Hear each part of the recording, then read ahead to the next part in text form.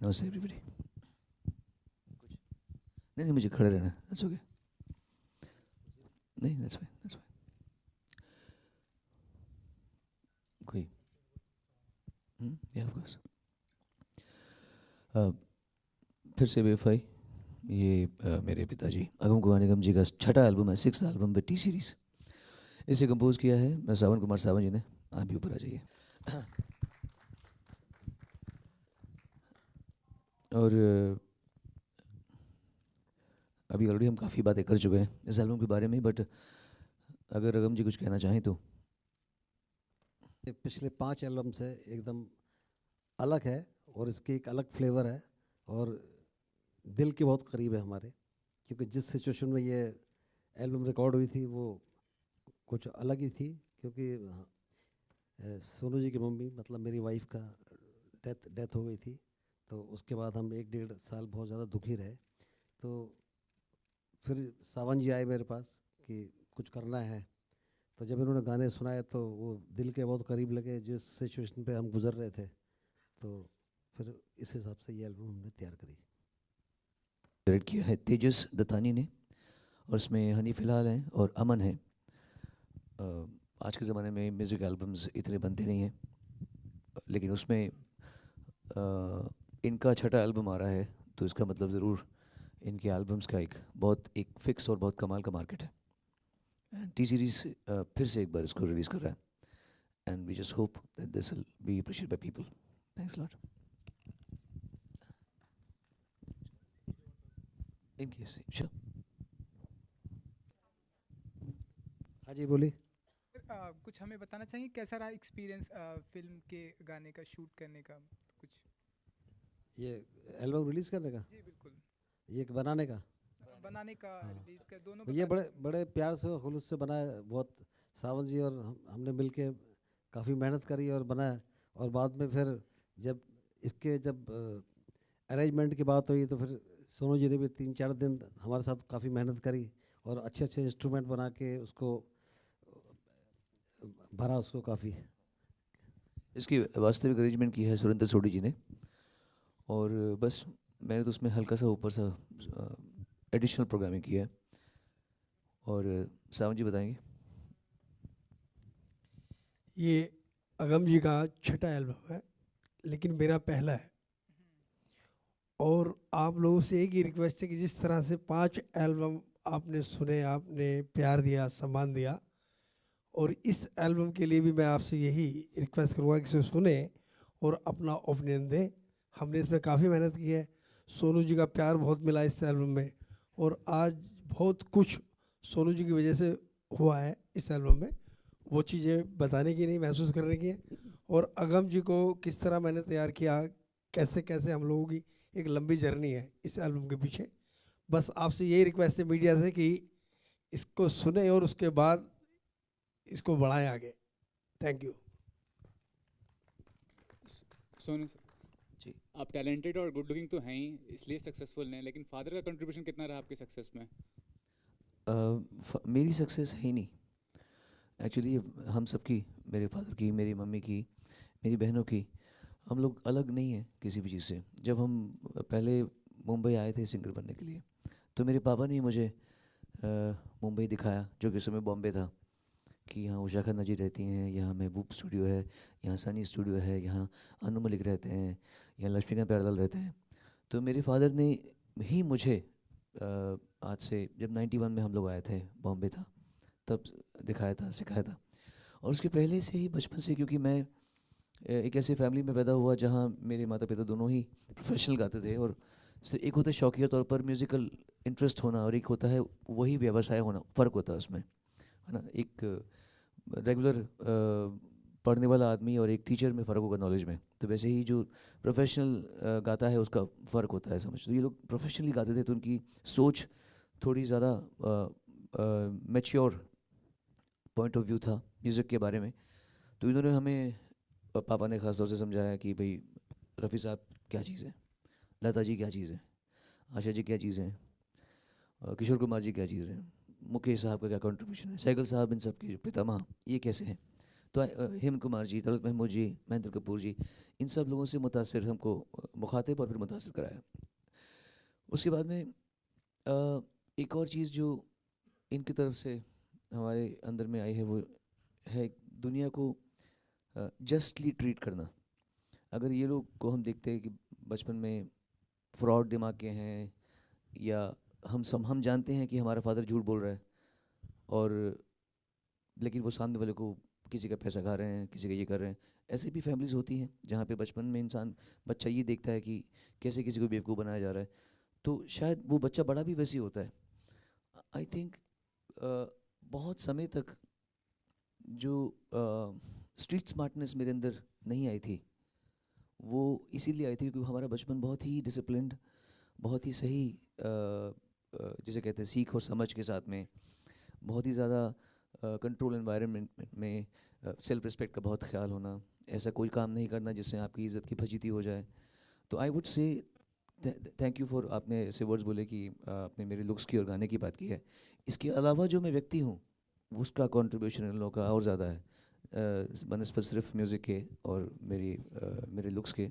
As a person जो मैं हूँ और जो मैं आगे बनना भी चाहता हूँ, वो मेरे माता पिता का सबसे बड़ा कंट्रीब्यूशन है और इंस्पिरेशन है। ये देखो इस मतलब मेरे पापा होके इतना, लोग तो लेट गो कर देते हैं लाइफ को, मुझे ही इंडस्ट्री में इतना टाइम हो गया, बट ये इतने अग्रेसिवली अभी भी इतना बढ़िया गाते हैं, स्टेज पे गाते हैं तो मतलब अरीना के अरीना हिल जाते हैं। इतना इनकी आवाज़ में दम है, इतनी इनकी आवाज़ में इमोशंस हैं, पैशन है।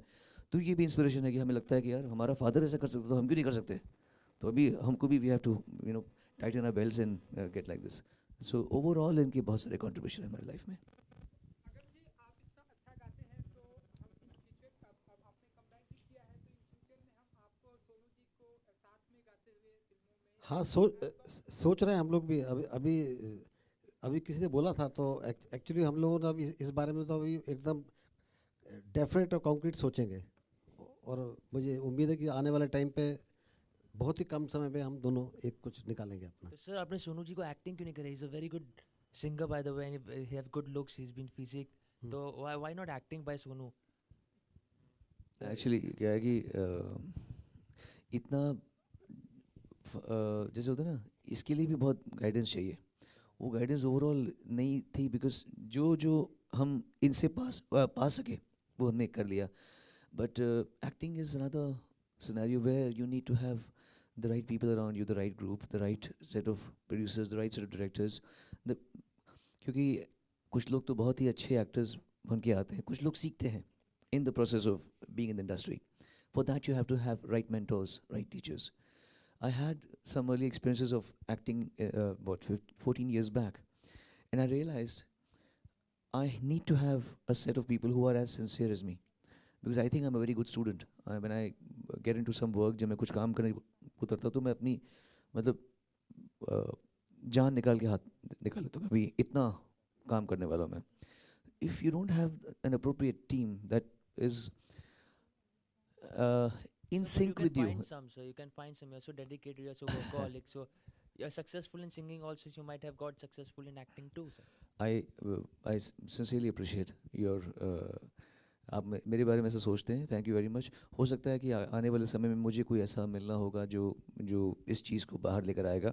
आई would definitely love to explore. It's not about acting, it's only about doing different things. I'm giving music today in films because I'm loving the process of exploring another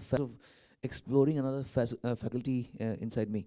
So maybe अगर कभी अच्छे लोग मिले तो I'll surely act and I'll surely give my best and try to make you feel proud. So correct me if I'm wrong, after very long you have been co-ventured with T-Series, you took a pause in between, so what was the reason for that? It was just basically because of the differences we had regarding the copyright amendment that had come. और उनके साथ नहीं, सबके साथ था। वो कहते हैं ना कि जो मेरे बीच में गाने नहीं आए उसके लिए उसके पीछे एक डायलॉग है, वो भाई तुम साइन करते हो कि नहीं, भाई तुम साइन करते हो कि नहीं। तो ये था कि ये पता नहीं साइन करेगा कि नहीं करेगा। It was not just T-Series, every other company, क्योंकि उस समय कॉन्ट्रैक्ट्स जो थे वो दे वर वेरी वेग, उसमें ग्रे एरियाज बहुत थे। तो फाइनली ऐसा हो गया कि अभी सिंगर्स एसोसिएशन और सबने मिल के बैठ के ऑल कंपनी के साथ में एक स्टैंडर्ड कॉन्ट्रैक्ट बनाया, जो मैं क्या हर कोई को साइन करना पड़ेगा। और I was always following what the association was saying. Singer association ने कहा कि साइन नहीं करो तो नहीं करेंगे, तो अब कहा साइन कर लो तो अब कर रहे हैं। So everybody's okay with the current scenario, whether it's Z Music, whether it's Sony, or whether it's Saregama or T Series. Everybody's okay with this, and it better be like this. Who wants disharmony in such a beautiful profession? So it's all back to normal. So, is it something religious on your hands, sir, or is it just नहीं, for नहीं. accessories? Somebody gave it to me. I used to wear lots of religious things earlier, but अब नहीं पहनता. सोनू सैया, अभी आपको लगता है कि एल्बम का दौर वापस हो गया है? क्योंकि अगर आप देखेंगे तो पहले बीच में पॉज आ गया था, एल्बम सॉन्ग्स रिलीज़ नहीं होते थे, लेकिन अभी हाल ही 2-3 गाना टी सीरीज़ के द्वारा ही रिलीज़ हुआ है, और अभी आप भी आपके पिताजी ये सॉन्ग, तो आपको लगता है फिर से वो दौर वापस आ रहा है? ये एक अच्छी चीज़ आ रही है. टी सीरीज़ ने एक अच्छा चीज़ निकाली है. इनफैक्ट मेरा सिंगल अभी ऑलरेडी आने वाला है. कुछ टाइम में हम लोग उस पर काम करने वाले हैं. अगम अगम जी का जो एल्बम आ रहा है वो इसलिए एल्बम आ रहा है बिकॉज इनके जो क्या बोलते हैं, खपत एल्बम की जो सुनने वाले हैं जो वो बड़ा है. क्योंकि हम तो एक म्यूज़िक से परिचित हैं जो कि हम लोग मेन स्ट्रीम जिसे कहते हैं. 20% of India listens to the current Bollywood जो हम बोलते हैं. 80% of India still connects to the older songs, still connects to music जहाँ पे आदमी अपने म्यूज़िक में लाइव ढोलक सुन पा रहा है, लाइव तबला सुन पा रहा है, live guitar, live sarod sitar सुन पा रहा है. उसकी लिरिक्स ऐसे हैं कि 1 to 1 कनेक्ट हो पा रहा है. हर इंसान ने ज़िंदगी में प्यार किया होता है, हर इंसान ने ज़िंदगी में कभी ना कभी प्यार की वजह से दुख पाया होता है. तो वो जो इमोशन है, क्योंकि अगर सारे के सारे गाने पार्टी गाने बनेंगे तो फिर ऐसे गाने कहाँ बनेंगे.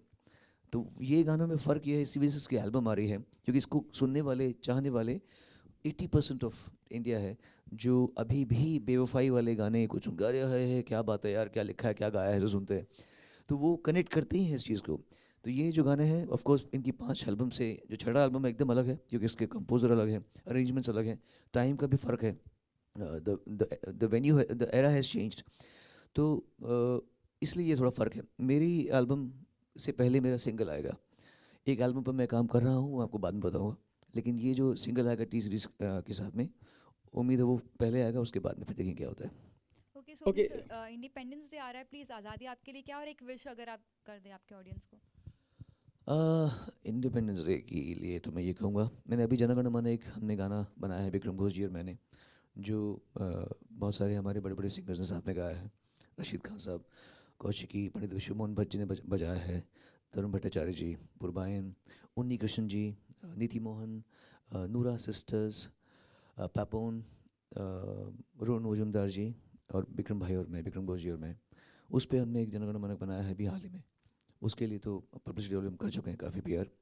आज़ादी का मतलब है मेरे लिए ना सिर्फ ये नहीं कि आप कुछ भी कर सकें, आप दूसरों का ख्याल भी रखें, आप कंसिडरेट भी रहें. फ्रीडम से पहले आपको अपनी ड्यूटीज़ का ख्याल होना चाहिए, चाहे वो टॉयलेट इस्तेमाल करने की ड्यूटी हो. कुछ लोग टॉयलेट इस्तेमाल करते हैं, इतना गंदा करते हैं कि जैसे कि कोई उसके बाद जाएगा ही नहीं. ये भी आप अपनी आज़ादी का इस्तेमाल कर रहे हैं, बट आप किसी और की आज़ादी छीन रहे हैं. आप सड़क में थूकते हैं लाल लाल पीक गाड़ी खोल के. You exercising your freedom but you taking away somebody else's freedom. आप ज़मीन गंदी कर रहे हैं, कचरा फेंक रहे हैं. सड़क में आप गाड़ी झगड़ा होता है तो आप माँ बहन पे आ जाते हैं. आपको लगता है ये मेरी आज़ादी है. पूरे वर्ल्ड में से होता नहीं है. लोग अपने देश को साफ़ रखते हैं, क्लीन रखते हैं, क्योंकि वो अपनी आज़ादी का सही एक्सरसाइज करते हैं आज़ादी को. वो दूसरे का भी सोचते हैं, तमीज़ से रहते हैं. Indians are doing good, but Indians really need to behave themselves. और उसमें थोड़ा टाइम लगने वाला है, और उसमें एजुकेशन की बहुत ज़रूरत है. एजुकेशन बताना चाहिए कि कमोड कैसे इस्तेमाल करते हैं, सड़क में कैसे करते हैं, जो चीज़ें ख़राब हैं उनको क्यों बेचा जा रहा है. अगर गुटखा ज़मीन पे फेंकते हैं तो पहले उस पर लॉ रखो और क्या हो रहा है. तो this are things which I feel आज़ादी को पूरा मतलब कॉन्स्टिट्यूट करती है. छोटी छोटी बातें, from your toilet to country's freedom. Okay Sonu ji, मेरा आपसे सवाल है. जी. It's okay as well you can hear me. हाँ. शुरुआत में कहीं जिक्र किया गया इस बात का, जब आपकी माताजी के देहांत के बाद ये इस एल्बम का जन्म हुआ, तो क्या ये आपकी माताजी को आपके पिताजी की तरफ से एक श्रद्धांजलि है? हाँ बिल्कुल. ये उनको हमारी तरफ से हमारे परिवार की तरफ से, सावन जी की तरफ से श्रद्धांजलि है.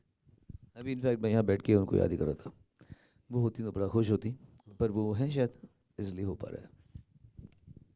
और अगम सर, अगर आप 2 लाइन अगर गुनगुना सकें ये बेवफाई का लाइव, तो हमें ये ऑडियो बहुत ही अच्छा मिलेगा. तो मैं अभी जो आपने वीडियो देखा है उसका एक शेर जी, सुना देता हूँ. जी, बिल्कुल, स्टार्टिंग का बिल्कुल. क्लिप. जिन पे इल्जाम बेवफाई का उनसे उम्मीद वफा करता हूँ, जख्म खाए हैं जो मोहब्बत में, दास्तां उनकी बयां करता हूँ। लाइव गाते हैं, सोचो, बिना म्यूजिक के, बिना ऑर्केस्ट्रा के, बिना किसी सुर के। अब आपको मालूम पड़ेगा कि इस गंगा की गंगोत्री कहाँ है। Thank you. और कुछ? हाँ, थैंक यू।